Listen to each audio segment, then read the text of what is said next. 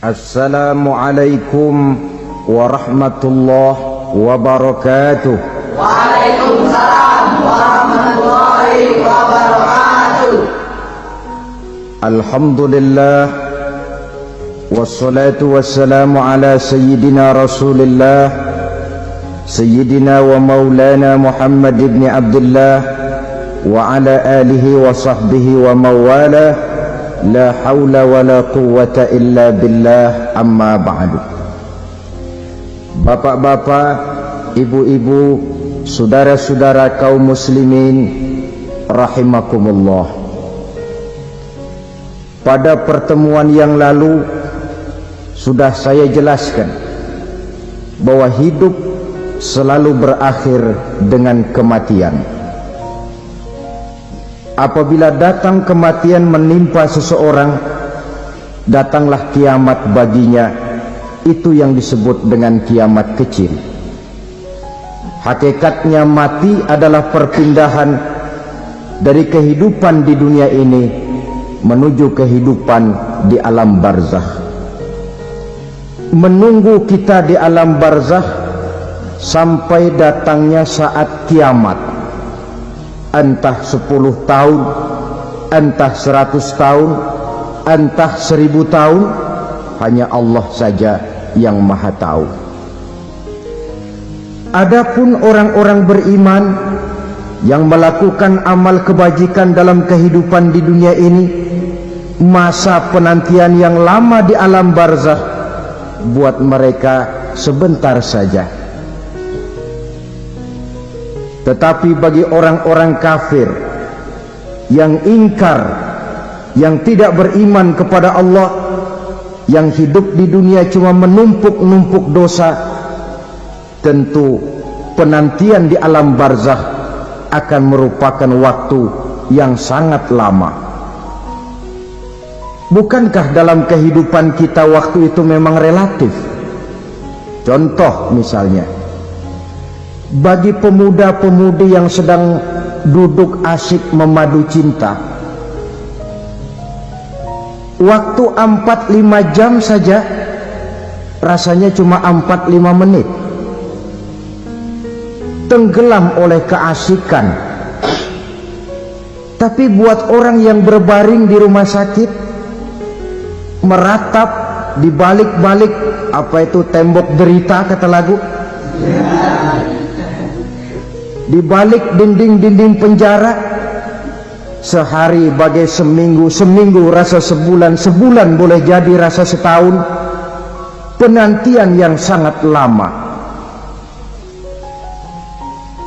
Kapan kiamat itu akan datang? Ini rahasia Allah.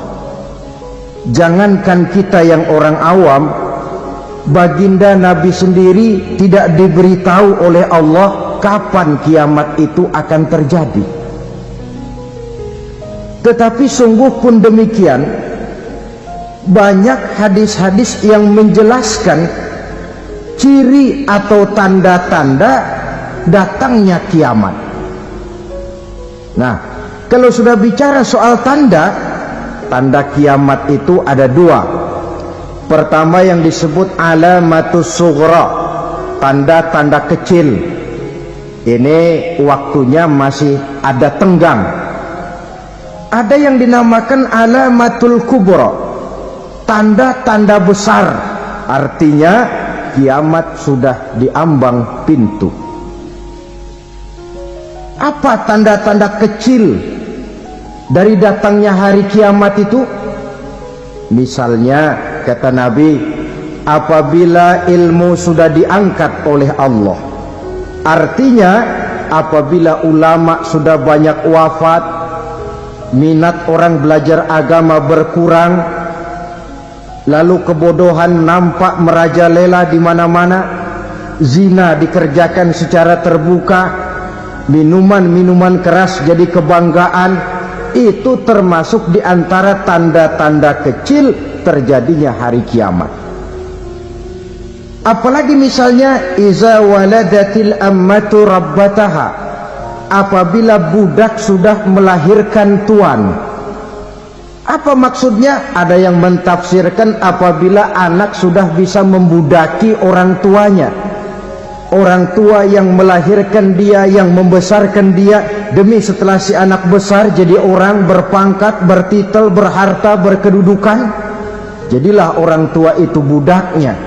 Sehingga sering dibilang kalau orang tua kaya, anak jadi raja. Tapi kalau anak yang kaya, orang tua sering jadi budak. Apalagi munculnya fitnah yang bergelombang, timbul perang antara dua bangsa yang besar, waktu berjalan terasa sangat pendek sekali. Itu merupakan tanda di antara tanda-tanda kiamat. Termasuk di dalamnya sulit membedakan mana laki, mana perempuan. Kan kalau tanda-tanda kayak begini sekarang sudah banyak kita lihat kan. Ulama banyak wafat, penggantinya sulit. Zina dikerjakan berterang-terangan, minuman keras jadi kebanggaan, banyak anak membudaki orang tuanya, sulit membedakan mana laki mana perempuan. Kadang-kadang dari belakang kita lihat perempuan bener, begitu kita colek nengok jenggotan.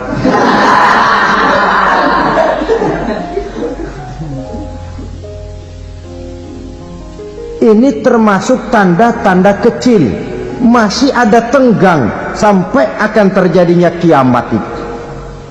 Nah, yang dimaksud dengan tanda-tanda besar, ini tanda besar artinya kiamat sudah di ambang pintu. Pertama, matahari terbit dari sebelah barat. Apabila matahari sudah terbit dari arah sebelah barat, tertutuplah sudah pintu taubat. Bersabda Nabi kita, la taqumus sa'atu hatta tatlu'a syamsu min maghribiha. Tidak akan datang hari kiamat sampai matahari terbit dari arah sebelah barat. Fa iza tala'at, manakala matahari telah terbit dari arah sebelah barat, wara'ahan nasu, manusia banyak menyaksikan itu, amanu ajma'un, mereka pun lalu beriman. Yang tadinya kafir, yang tadinya ingkar, yang tadinya membangkang, setelah melihat matahari terbit dari sebelah barat, buru-buru beriman, berlomba-lomba mengucap dua kalimat syahadat. Tapi apa yang terjadi? Kata Nabi, wadzalika hina la yanfa'u nafsan imanuha lam takun amanat min qabl. Hari itu adalah hari yang iman sudah tidak berguna lagi bagi seseorang apabila sebelumnya memang dia tidak pernah beriman. Au kasabat fi imaniha khaira, atau beriman tetapi tidak pernah melakukan kebajikan di dalam keimanannya itu. Hari yang sudah kasib, hari yang sudah terlambat, beriman tidak akan ada gunanya lagi. Ini pelajaran buat kita. Sebelum sang surya terbit dari sebelah barat, sebelum nafas sampai di tenggorokan, artinya pintu taubat masih terbuka. Kalau dua hal itu sudah terwujud, nafas sudah sampai di kerongkongan atau matahari sudah terbit dari arah sebelah barat, tertutuplah sudah pintu taubat. Tak ada lagi gunanya pangkat, jabatan, harta, bahkan beriman pun dalam suasana macam itu. Too late, kata orang Kulon. Sudah terlambat. Matahari terbit dari arah sebelah barat. Itu tanda besar, artinya kiamat sudah di ambang pintu. Lalu apalagi tanda besar? Munculnya Dajjal. Dajjal artinya pendusta-pendusta yang menyesatkan manusia. Ada dua macam Dajjal, saudara. Ada Dajjal kecil, ini Dajjal kelas teri. Kalau ini sejak zaman Rasulullah sudah ada itu. Tiap zaman ada. Di zaman Rasulullah misalnya ada yang bernama Aswad al-Unsi dari Yaman, ada yang namanya Musailamah al-Kazzab dari Yamama, ada yang namanya Ibnu Sayyad dari Madinah. Ini dajjal-dajjal di zaman Rasul. Musailamatul Kazzab memproklamirkan diri jadi nabi, dia di zaman Rasul masih hidup. Ini dajjal zaman Nabi. Di zaman sahabat muncul dajjal-dajjal. Di zaman kita sekarang ini dajjal-dajjal pun gentayangan. Dajjal-dajjal kelas teri. Kerjanya mendustakan manusia, menyesatkan manusia, memalingkan manusia dari jalan yang benar dan diridhoi oleh Allah Subhanahu wa ta'ala. Adapun yang merupakan tanda besar dari datangnya kiamat, dajjal-dajjal kelas kakap, pembohong-pembohong besar yang menyesatkan masyarakat manusia berpaling dari jalan Allah mengikuti jalan mereka. Apa sih ciri dajjal itu? Kata Nabi dalam hadis Bukhari Muslim, inna dajjala, sesungguhnya yang namanya dajjal itu yakhruju, satu saat akan muncul mendekati hari kiamat, wa inna ma'ahu ma'an, si dajjal ini membawa air, wa naran, dan juga membawa api. Dua simbol, di tangan yang satu dia bawa air, di tangan yang satu dia bawa api. Wa ammal ladzi yarahu an-nasu ma'an fanarun, adapun yang orang banyak lihat air, hakikatnya adalah api. Yang dilihat api, hakikatnya adalah air. Oleh sebab itu, kalau api yang ditawarkan, ambillah air. Kalau air yang ditawarkan, pilihlah api. Maksudnya apa ini? Ini bahasa simbol, saudara-saudara.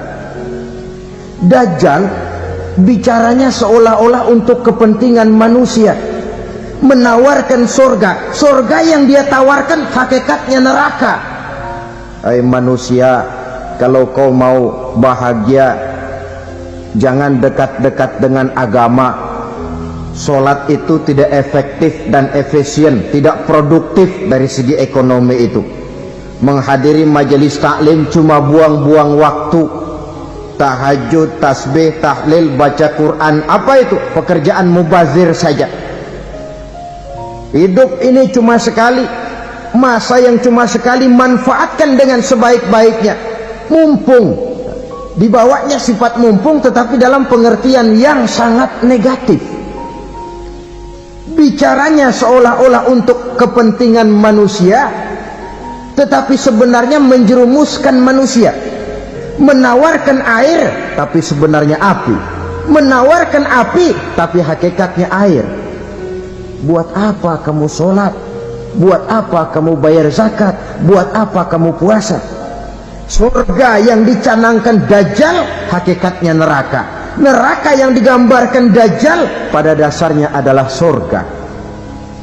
Jadi memutarbalikkan fakta itu kerjaan dajjal. Yang hak jadi batil, yang batil dibilang hak, yang benar jadi salah, yang salah malah jadi benar. Tuntunan disuruh jadi tontonan, tontonan malah menjadi tuntunan. Itu pekerjaan dajjal profesinya. Zamannya Nabi Adam, dajjalnya kan iblis. Betul? Betul. Apa sih gang kerayuan iblis itu? Allah setelah menciptakan Nabi Adam kan bilang, Adam, kau dan istrimu Hawa tinggal di surga ini. Seluruh fasilitas yang ada di surga persilahkan kau nikmati. Satu yang tidak boleh, jangan coba-coba dekati pohon khuldi. Dekat saja jangan, apalagi sampai memetiknya. Datang dajjal yang namanya iblis ini. Adam, kamu tahu nggak kenapa tidak boleh makan buah khuldi? Ya nggak tahu, pokoknya saya dilarang. Bodoh kamu Dam. Khuldun artinya kekal. Kalau kamu makan itu buah, kau akan kekal di surga buat selamanya. Allah tidak kepengen, maka dilarang kamu makan buah khuldi. Kalau kau ingin kekal di surga Adam, makan saja. Saya bicara begini ini untuk kepentingan kamu Adam. Ini kan ciri-ciri Dajjal. Bicaranya sih seolah-olah untuk kepentingan Nabi Adam, hakikat sebenarnya menjerumuskan Nabi Adam supaya ingkar dan melanggar larangan dari Allah Subhanahu wa ta'ala. Jadi setelah muncul Dajjal, timbul kekacauan-kekacauan di masyarakat.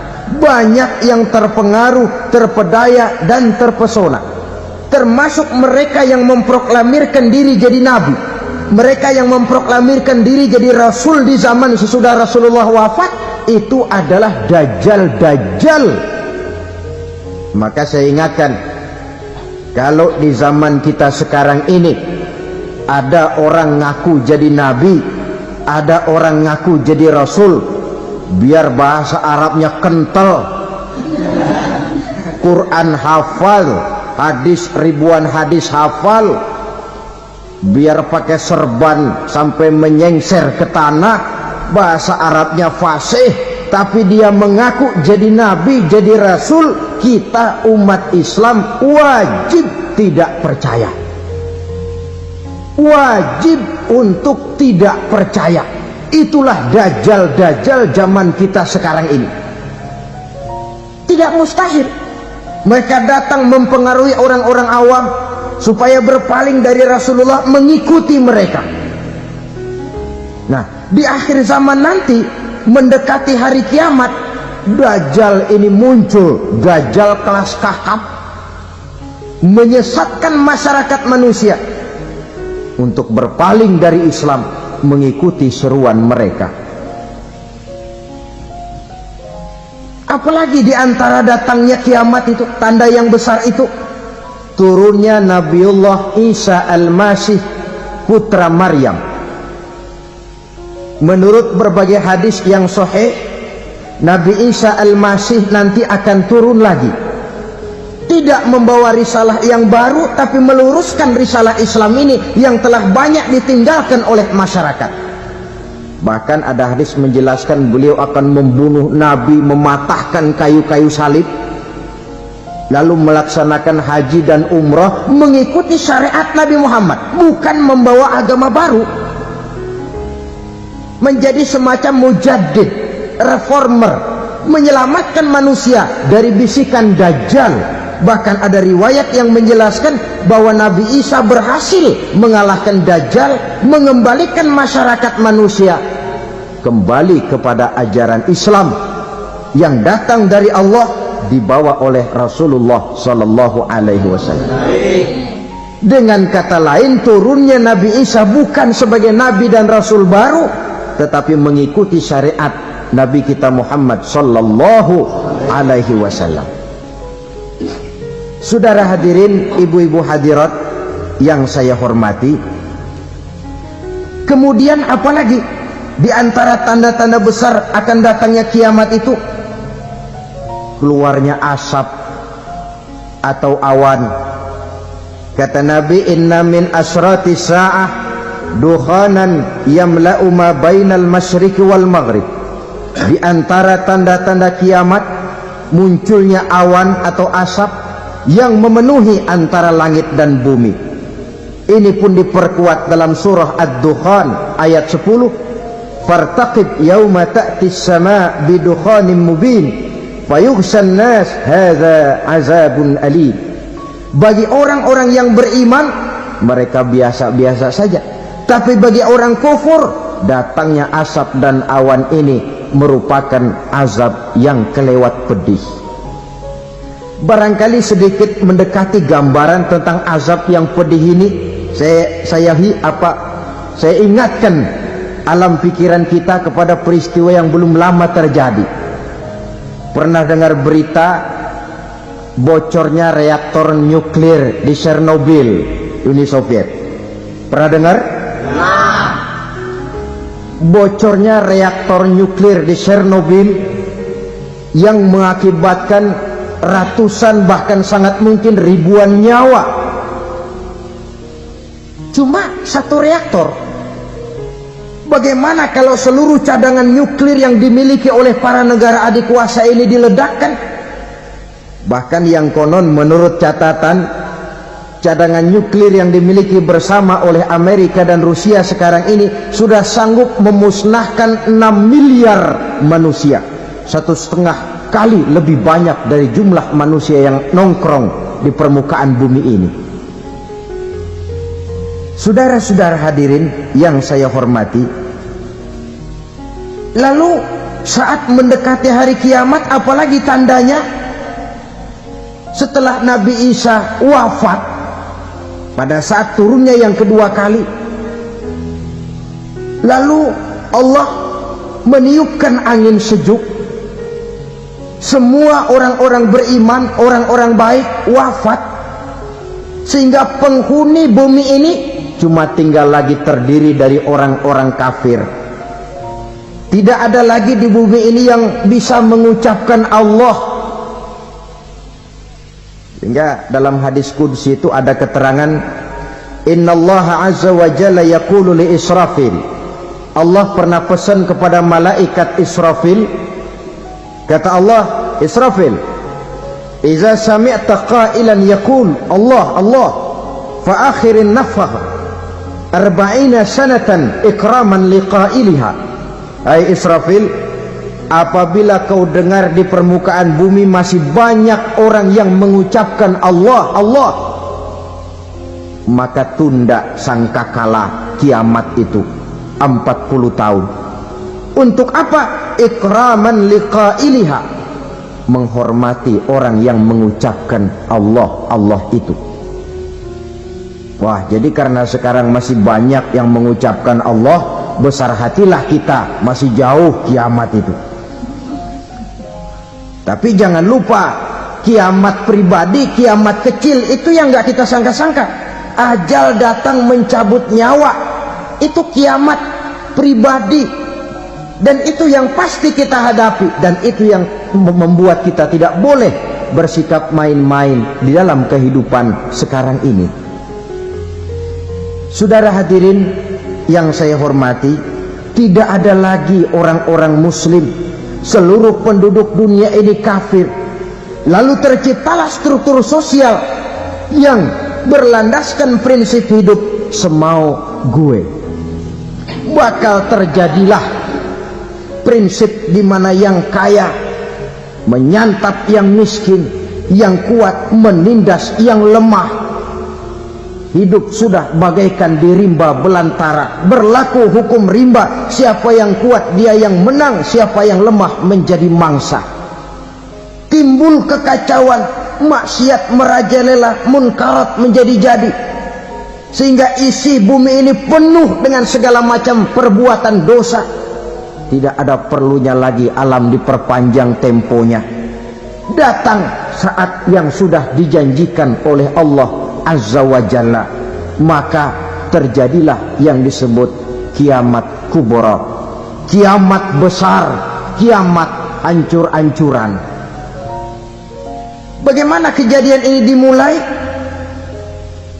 Dalam surah Az-Zumar ayat 68, Allah Subhanahu wa taala berfirman, wa nufikha fis-suri fasa'iqa man fis samawati wa man fil ardi illa man sya'allahu.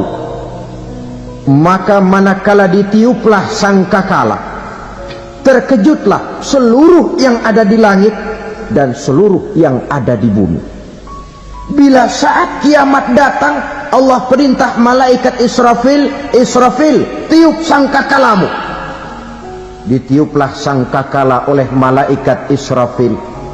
Yang akibat daripada tiupan itu, seluruh yang ada di langit, seluruh yang ada di permukaan bumi terkejut. Yang ada di langit siapa? Malaikat kan. Bayangin aja kalau malaikat kaget, apalagi kita. Terkejut seluruh makhluk yang ada di bumi, yang ada di langit mendengar suara sangkakala itu. Bunyinya tidak sanggup kita bayangkan dahsyatnya.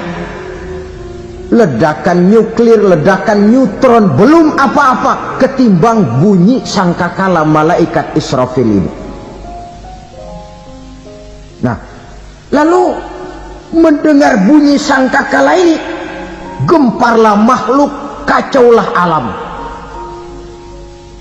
Bumi gempa, planet-planet bertabrakan, gunung meletus, air laut tumpah ke darat, angin topan bertiup, halilintar menyambar. Lalu semua yang bernama hidup mati total. Mati bareng tanpa persiapan. La haula wala quwata illa billah. Saya kadang-kadang dalam tafakur bermohon, ya Allah, mudah-mudahan saya nggak nemuin kiamat beneran. Ngeri, nggak bisa kita bayangkan macam apa suasana seperti itu. Allah saja banyak memberikan gambaran, misalnya Al-Qari'ah, wa mal qari'ah, wa ma adraka mal qari'ah. Kejadian yang menggemparkan. Tahukah kamu apa kejadian yang menggemparkan itu? Yauma yakunun nasu kal farasil mabsus wa takunul jibalu kal ihnil manfus.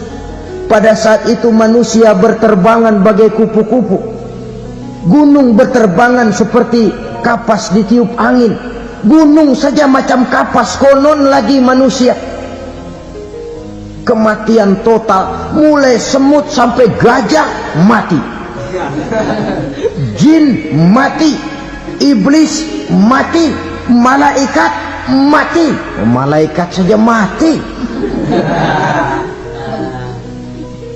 Saudara hadirin yang saya hormati, kematian total yang tanpa persiapan. Orang bilang, Pak, kalau mati bareng begitu yang repot malaikat maut dong ya,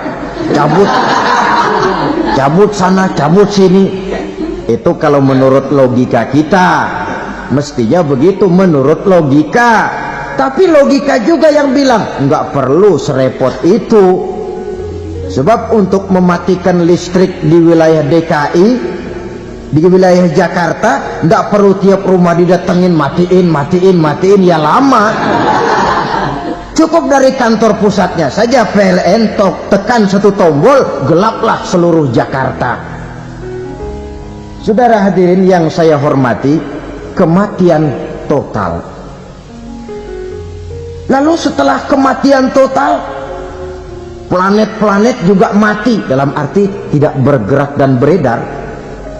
Angin mati, dalam arti tidak bertiup. Air mati, dalam arti tidak ada riak gelombang. Pokoknya semua mati. Kullu nafsin za'iqatul maut, semua yang bernafas mati. Dalam ayat lain, kullu man 'alaiha fan, semua yang ada di permukaan bumi fana. Yang kekal cuma Allah Subhanahu wa ta'ala. Yang paling belakang mati malaikat maut dan malaikat Israfil. Tapi mati juga sesuai dengan janji Allah. Menurut hadis Bukhari Muslim dari Abi Hurairah, masa tenggang waktu antara kematian total pada tiupan sangkakala pertama dengan proses kebangkitan pada tiupan sangkakala kedua 40 lamanya. Tidak dijelaskan oleh Abi Hurairah 40 jam, apa 40 hari, apa 40 tahun. Hadis-hadis cuma menyebutkan 40 saja. Sunyi alam, yang tinggal cuma Allah saja lagi.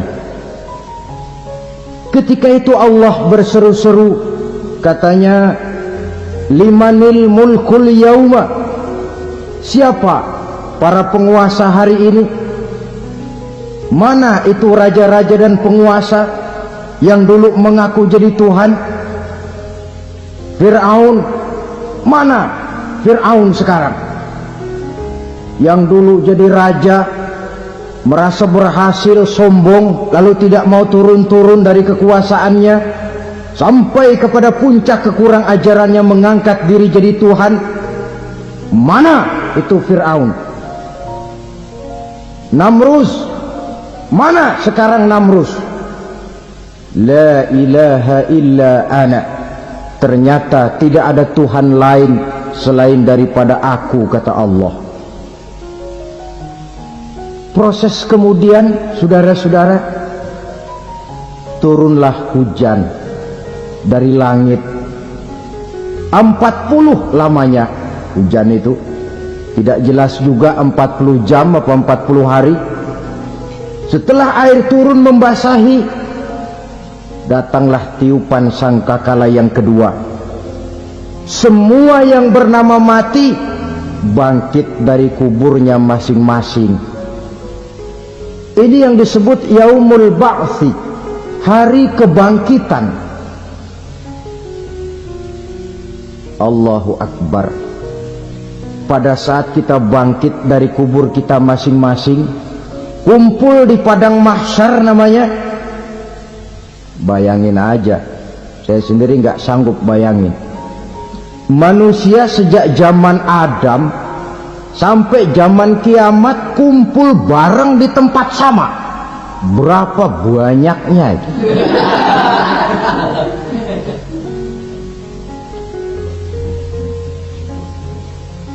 Dan yang luar biasa menurut satu riwayat, pada saat bangkit itu, Masya Allah, roman muka kita berubah,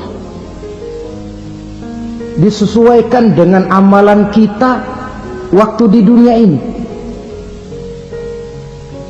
Barang siapa yang waktu di dunia amalannya itu amalan tikus, di akhirat nanti dia bangkit dari kubur, mukanya seperti muka tikus. Gagah betul badannya, tapi mukanya seperti tikus.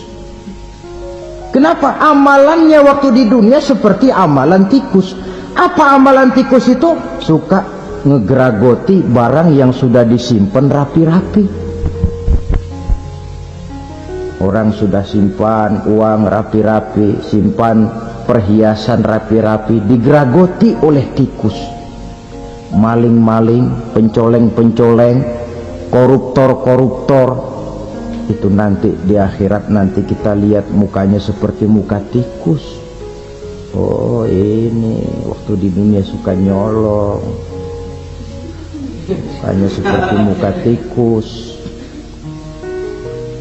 Barang siapa yang waktu di dunia ini amalannya itu amalan macan, dia akan bangkit nanti mukanya seperti muka macan. Apa amalan macan? Macan itu amalannya menang-menangan. Orang yang mau menang saja nggak mau mengalah. Coba lihat di hutan, kenal hutan nggak?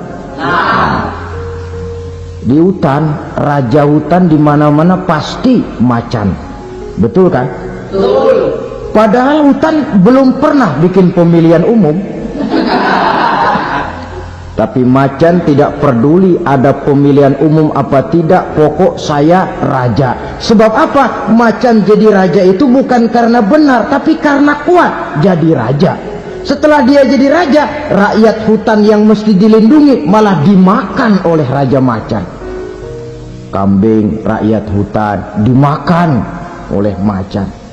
Ayam rakyat hutan dimakan oleh macan. Itu nanti kita lihat di akhirat itu mukanya seperti muka macan, gagah betul. Lalu barang siapa yang di dunia ini amalannya itu seperti amalan anjing, nanti dia punya muka seperti muka anjing. Apa amalan anjing? Pertama, anjing itu kalau disuruh jaga rumah, dia tidak bisa membedakan mana maling mana tamu. Biar yang datang maling kalau bawa tulang, anjing kalem. Yang kedua, anjing itu akan setia kepada siapa saja yang memberinya roti. Siapa yang memberinya roti, itulah majikannya. Apa kata majikannya pasti dia laksanakan. Soal benar atau salah dia tidak peduli. Setelah anjing dapat roti, dia tidak punya pilihan lain kecuali bilang, abdi mah kumaha juragan wae ayeuna mah.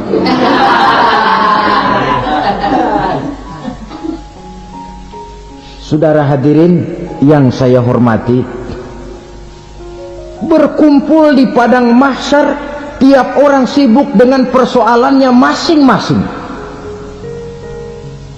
Matahari waktu itu didekatkan oleh Allah, panas luar biasa. Ada yang saking panasnya itu mencucurkan peluh keringat sampai sebatas mata kakinya. Ada yang keringatnya sampai sedengkulnya, ada yang keringatnya sampai sepusatnya, ada yang keringatnya mengalir sampai sebahunya. Ada yang kelelap oleh keringatnya sendiri, sementara orang di sampingnya nggak apa-apa. Bergantung lagi amalan dia waktu di dunia ini. Saudara-saudara, sebagian orang dalam kepanikan padang mahsyar berombong-rombong datang mereka menghadap Nabi Adam. Ya Adam, anta abal bashar. Hai Adam, Tuhan adalah bapak moyang manusia. Kami sebentar lagi akan disidang, dimintakan pertanggungan jawab. Tolonglah kami, hai Adam. Kata Nabi Adam, jangankan nolongin sampean, saya sendiri tanggung jawab di hadapan Allah ketika dulu tidak boleh makan khuldi, saya serobot. Sudahlah, urus diri masing-masing saja, nafsi. Begitu kata Nabi Nuh, begitu kata Nabi Ibrahim. Tiap orang bertanggung jawab sendiri-sendiri. Ketika itulah saudara-saudara, nikmatnya menjadi umat Nabi besar Muhammad sallallahu alaihi wasallam. Sebab apa? Walaupun menurut abjad kita ini umat paling belakang, paling belakang kita ini toh, karena Nabi Muhammad adalah Nabi akhir, tapi akan dihisap lebih dulu, lewat di atas sirat lebih dulu, masuk surga lebih dahulu ketimbang umat-umat belakangan. Ketika Rasul mendekati ajal, beliau tanyakan itu kepada malaikat Jibril. Malaikat Jibril berkata, Muhammad jangan khawatir, Allah sudah berjanji, inni haramtul jannata ala sairil anbiya hatta tadkhulaha anta, wa haramtuha ala sairil umami hatta tadkhulaha ummatuka. Surga aku haramkan buat seluruh nabi kecuali kalau engkau Muhammad sudah masuk ke dalamnya, dan surga aku haramkan buat seluruh umat kecuali kalau umatmu Muhammad sudah masuk ke dalamnya. Logikanya, walaupun menurut abjad kita umat paling belakang, bakal dihisap paling dulu, lewat di atas sirat paling dulu, masuk surga paling dulu, kalau mampir ke neraka juga paling dulu. Ya resiko. Jangan mau enaknya aja paling dulu. Saudara hadirin yang saya hormati, setelah masa kebangkitan itu jangan dikira begitu bangkit langsung diperiksa, masih menunggu menanti ribuan tahun perhitungan padang mahsyar untuk sampai kepada proses yang disebut yaumul hisab, hari perhitungan. Seorang demi seorang bakal dipanggil. Bayangkan saja, kita se-RT saja di absen, kadang-kadang perlu waktu lama.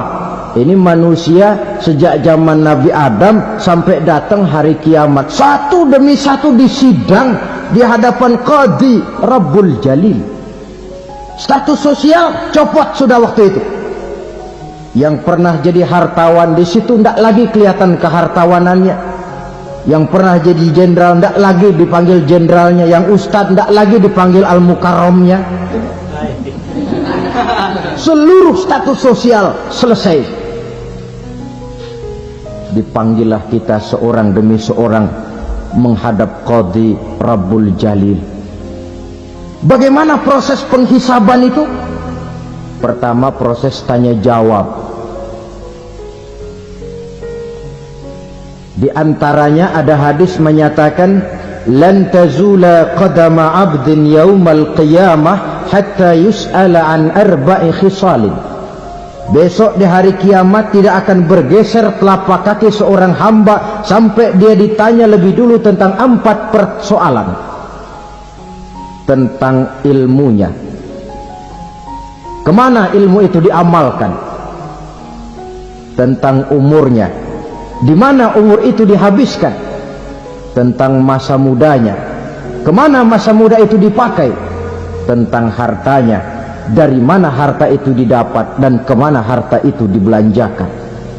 Ini termasuk proses tanya jawab. Jadi kalau istilah pengadilan dunia, nama Fulan bin Fulan. Kamu waktu di dunia diberikan umur panjang untuk apa? Pernah mengalami masa muda, kemana kau habiskan masa remajamu? Kau diamanahkan ilmu, dengan apa ilmumu kau amalkan? Kau diberikan harta, dari mana harta kau dapat, kemana kau belanjakan?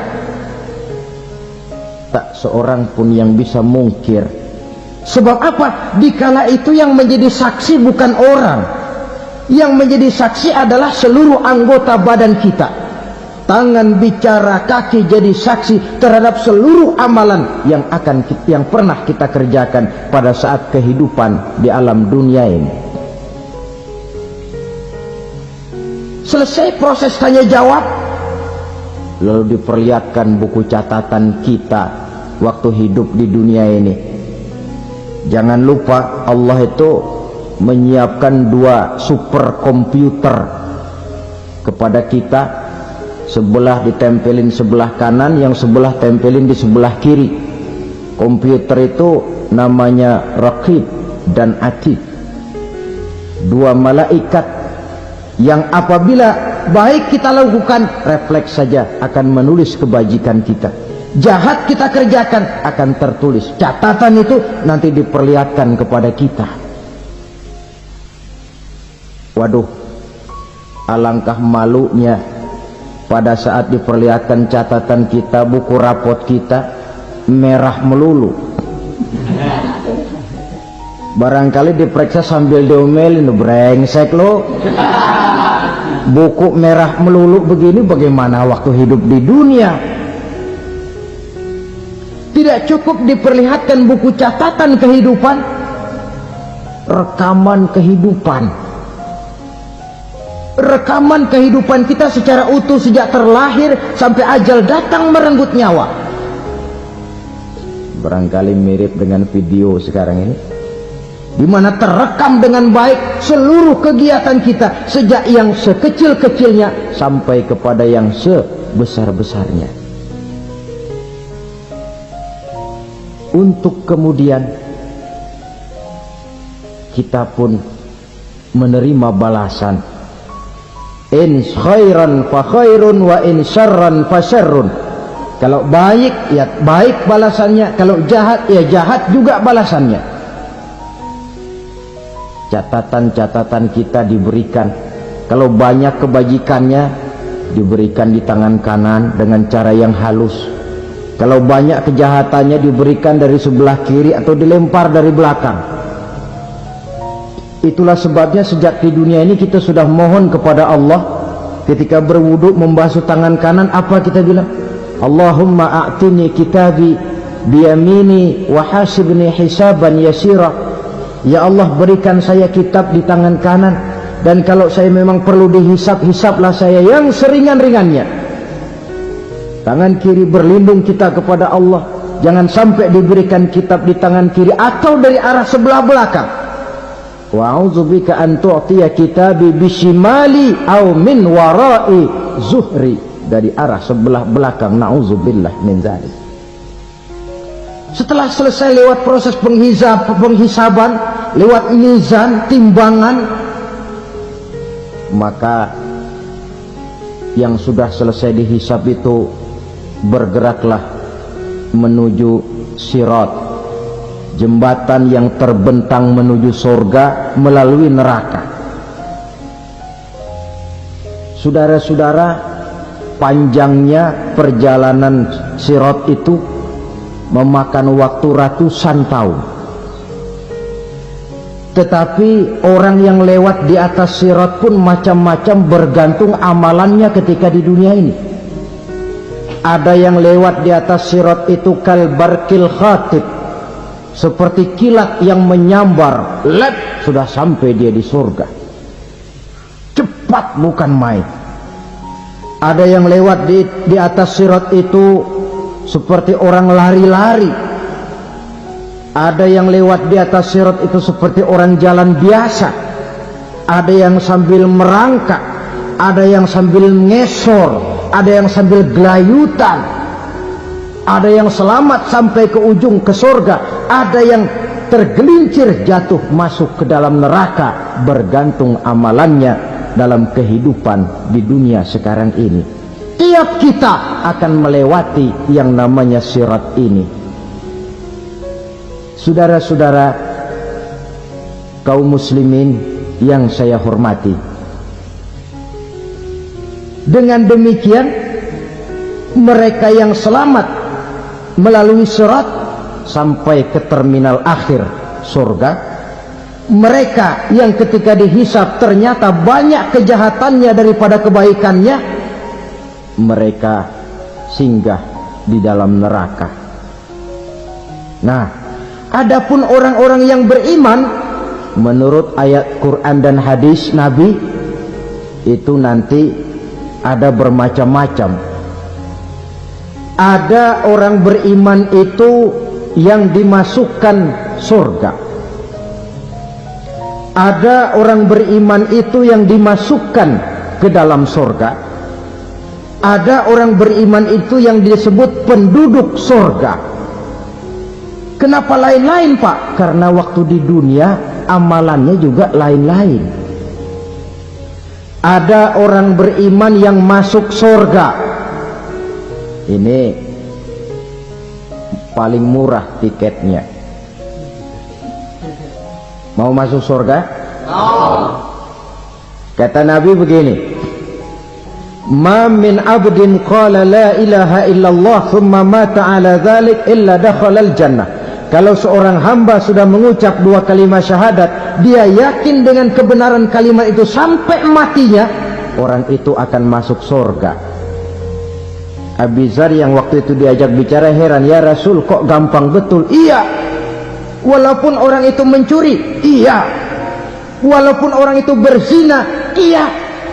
Biar dia mencuri, biar dia berzina, kalau dia sudah mengucap dua kalimat syahadat, dia yakin dengan kebenaran kalimat itu sampai matinya, itu orang akan masuk surga. Jadi masuk surga cukup dua kalimat syahadat, yakin sampai mati, masuk surga. Itu perkara masuk. Tapi kalau pertanyaannya diterusin, masuknya kapan, Pak? Nah, ini lain lagi urusannya. Sebab ada yang masuknya itu langsung, ada yang mampir dulu. Di sana tempat cuma dua, kalau tidak surga, neraka. Mau ke surga tapi mampir dulu, yang mampirnya jelas di neraka. Kenapa? Dalam hadis qudsi ada riwayat, nanti itu di akhirat, setelah Allah selesai mengatur penduduk surga masuk surga, yang neraka masuk neraka, Allah berkata kepada malaikat Malik, malaikat Malik, labaik ya Allah, itu bajingan-bajingan tengik, manusia-manusia durjana yang waktu di dunia tidak mau sujud, jauh dari ulama, gemar melakukan yang munkarat dan maksiat, hidup di tengah masyarakat selalu jadi bibit keonaran, kufur, sudah masuk neraka semua. Sudah ya Allah.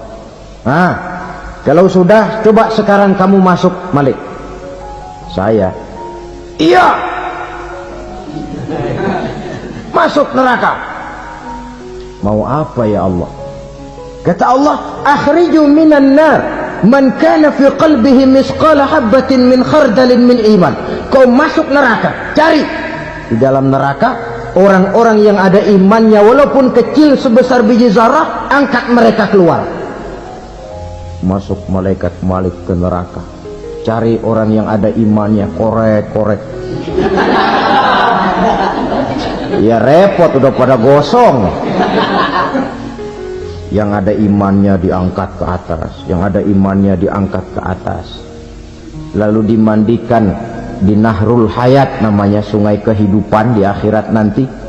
Cakep lagi rupanya, bersih lagi wajahnya, apel di hadapan Allah. Kata Allah, bagaimana mas? Kapok nggak sampean? Kapok ya Allah. Nah, kalau kapok, idhab fadkhulil jannah, pergi masuk surga sana.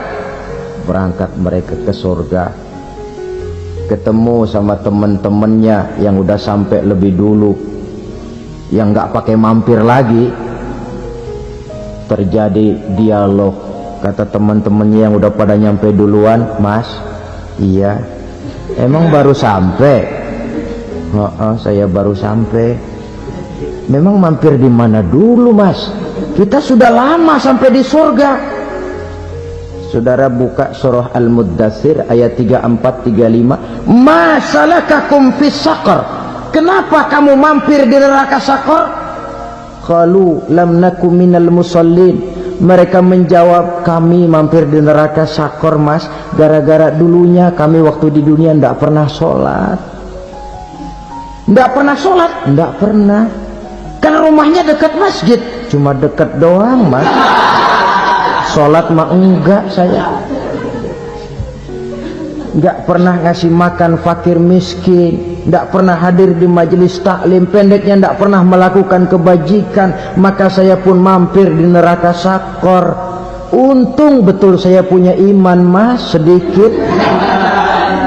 Waktu hidup di dunia dulu saya pernah mengucap 2 kalimat syahadat, sekali-kalinya waktu mau kawin.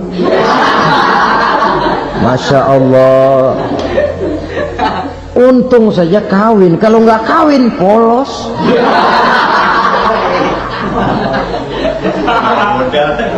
Itu juga pengulu sudah setengah mati ngajarin. Asyhadu alla, asyaduaan, asyaduaan.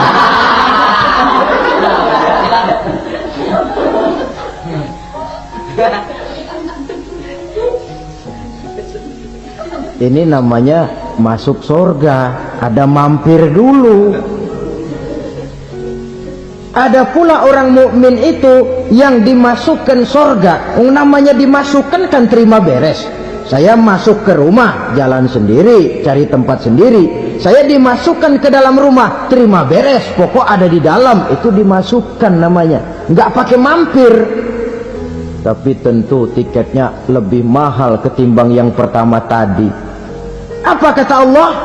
Innal ladzina amanu wa amilus solihat la ukaffiranna anhum sayyi'atihim wa la udkhilannahum jannah.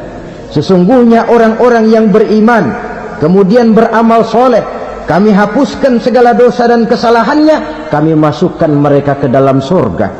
Lihat ayatnya, Allah yang memasukkan, kita yang dimasukkan. Tidak pakai transit, tidak usah mampir. Cuma tidak cukup syahadat, tidak cukup amanu, tapi diiringi dengan wa'amilus salih. Iman, amal. Tidak cukup syahadat, lalu dibuktikan dia sholat, dia zakat, puasa, lalu dia melakukan berbagai macam kebajikan. Ini yang menyebabkan dia tidak pakai mampir di tempat yang bernama Saqar. Lalu ada pula orang mukmin itu yang disebut penduduk surga. Wah, ini sudah VIP ini. Ashabul jannah, penduduk surga. Siapa mereka? Kata Allah, innal ladzina amanu summa istaqamu fala khaufun 'alaihim wala hum yahzanun ulaika ashabul jannah hum fiha khalidun. Sesungguhnya orang-orang yang beriman lalu istiqamah, tetap dalam melaksanakan perintah Allah, tidak goyah, tidak labil tapi stabil, istiqamah, mereka tidak takut dan tidak bersedih hati. Merekalah penduduk surga. Iman, istiqamah. Tidak punya duit, sembahyang. Banyak duit, sembahyang. Miskin, sembahyang. Kaya, tetap sembahyang. Istiqamah. Kadang orang kalau susah rajin ke masjid, banyak duitnya ngelihat masjid melengos. Itu yang dibilang waktu miskin hamba Allah, setelah kaya jadi hamba harta. Bergeser, tidak ada nilai istiqomahnya. Saudara-saudara, dengan begitu penduduk neraka itu dua. Ada penduduk permanen, ada penduduk yang semi permanen. Yang semi permanen orang-orang beriman yang mempunyai dosa besar. Mereka masuk ke neraka untuk menerima azab sesuai dengan dosanya. Bila selesai masa azab itu, mereka akan diangkat untuk ditempatkan kembali ke dalam surganya Allah Subhanahu wa ta'ala. Nah, dikala itulah saudara-saudara, ada yang disebut syafaat dari Rasulullah Sallallahu Alaihi Wasallam. Tapi tentu jangan lupa, syafaat ini ibarat kain menambal dia. Kita punya kain bolong-bolong sedikit, syafaat yang menambal. Sholat kita ada kurang dikit, sedekah kita ada campur riak dikit, amalan kita ada tidak karena Allah dikit, kita berharap syafaat. Jadi biarlah kain masih bolong-bolong, yang penting punya kain. Tapi kalau kainnya tidak ada, yang ditambal apanya? Sholat tidak, puasa tidak, zakat tidak, berharap syafaat saja. Ya, terlalu berlebihan itu.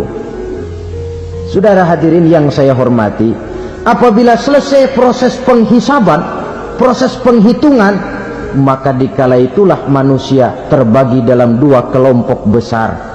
Fariqun fil jannah wa fariqun fis sa'ir. Sekelompok orang-orang beruntung yang masuk ke dalam surga, dan sekelompok lagi masuk ke dalam neraka. Akan memakan waktu untuk menceritakan sifat surga dan neraka, tapi insya Allah pada kesempatan pertemuan lain saya sampaikan. Namun sebagai gambaran umum cukuplah saya sampaikan sebuah hadis qudsi.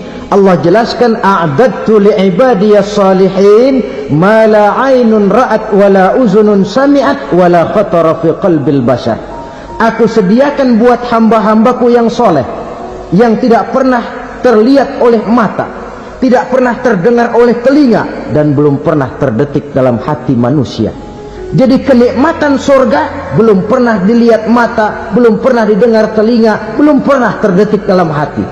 Pedihnya azab neraka belum pernah terlihat mata, belum pernah terdengar telinga, belum pernah terdetik dalam hati. Saudara hadirin yang saya hormati, oleh karena itu sebagai uraian akhir daripada kiamat ini, marilah sama-sama kita memanfaatkan hidup dengan sebaik-baiknya, supaya jangan timbul penyesalan di hari kemudian nanti. Mudah-mudahan kita seluruhnya diselamatkan Allah dari azab neraka dan mendapat surga dan ridhonya. Sekian dan demikianlah pertemuan kita kali ini. Terima kasih banyak atas segala perhatian. Mohon maaf atas segala kekurangan. Usikum wa nafsi bitaqwallah. Wassalamualaikum warahmatullahi wabarakatuh.